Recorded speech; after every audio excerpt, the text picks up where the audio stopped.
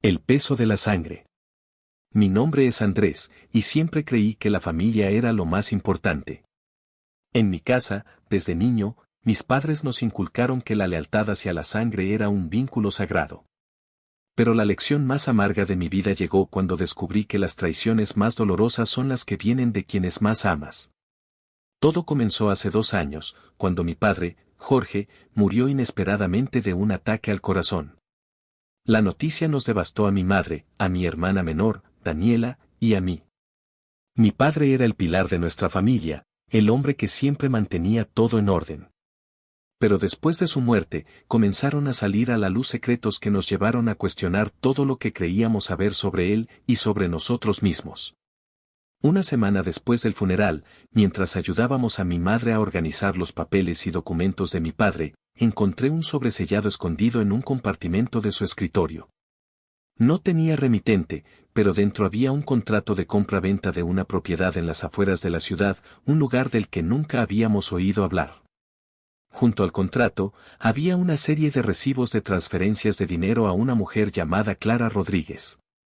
¿Quién es esta mujer?, pregunté a mi madre, pero su rostro mostró la misma confusión que yo sentía. Daniela y yo acordamos investigar más antes de sacar conclusiones precipitadas. El siguiente fin de semana, decidimos visitar la dirección de la propiedad. Era una casa modesta, ubicada en una zona rural tranquila. Cuando tocamos la puerta, nos abrió una mujer de unos 40 años. Su rostro se tornó pálido al vernos, como si supiera exactamente quiénes éramos.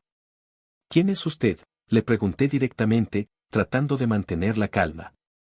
Ella vaciló antes de responder. Soy Clara Rodríguez. Ustedes deben ser los hijos de Jorge, ¿verdad?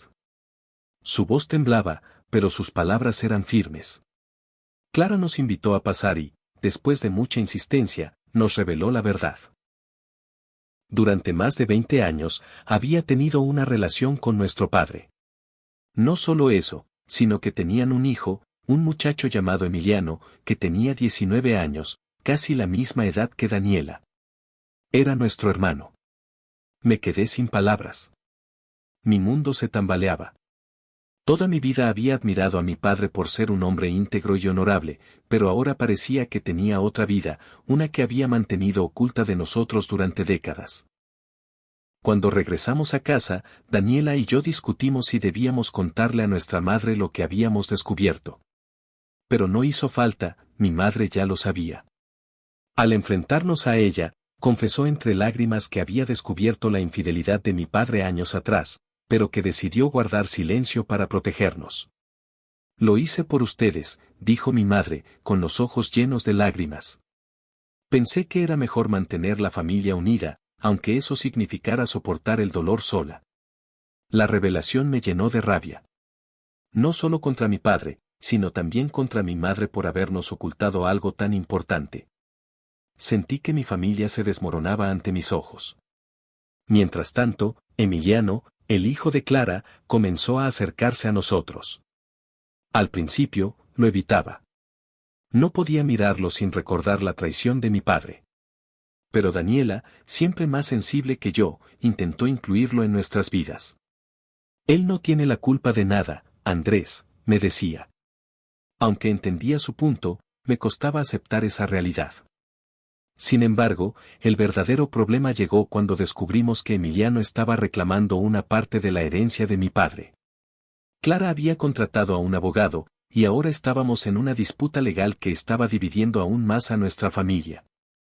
Mi madre estaba destrozada, Daniela intentaba mediar, y yo sentía una creciente ira hacia todos. Fue en medio de esta tensión que recibí una llamada de Emiliano una noche. Quiero hablar contigo, solo nosotros dos. Hay algo que necesitas saber. Dudé, pero acepté encontrarme con él en un café cercano. Cuando llegué al café, Emiliano ya estaba allí, con una expresión seria en el rostro. Sé que no me quieres cerca, comenzó, pero hay algo que no sabes sobre nuestro padre. Me contó que había encontrado documentos en la casa de Clara que sugerían que mi padre no solo tenía una doble vida, sino que también había estado involucrado en negocios turbios. Según Emiliano, los ingresos de mi padre no provenían solo de su empresa legal, sino también de actividades relacionadas con el lavado de dinero. No podía creer lo que estaba escuchando. ¿Tienes pruebas?, le pregunté, y él asintió. Me mostró un archivo con documentos que respaldaban su historia. Al principio, pensé que era una táctica para manipularnos y obtener más de la herencia, pero cuando revisé los papeles con cuidado, me di cuenta de que todo era cierto. Decidí enfrentar a mi madre con esta nueva información, pero su reacción me dejó helado. Ella ya lo sabía. Tu padre se metió en cosas que no debía para asegurarse de que nunca nos faltara nada, confesó. Yo lo descubrí, pero estaba demasiado asustada para hacer algo. La rabia y la frustración me consumían. Sentía que toda mi vida había sido una mentira, una fachada cuidadosamente construida para ocultar los secretos oscuros de mi familia. Pero lo peor estaba por venir. Unas semanas después, Emiliano desapareció. Clara estaba desesperada, y la policía inició una búsqueda, pero no había rastro de él.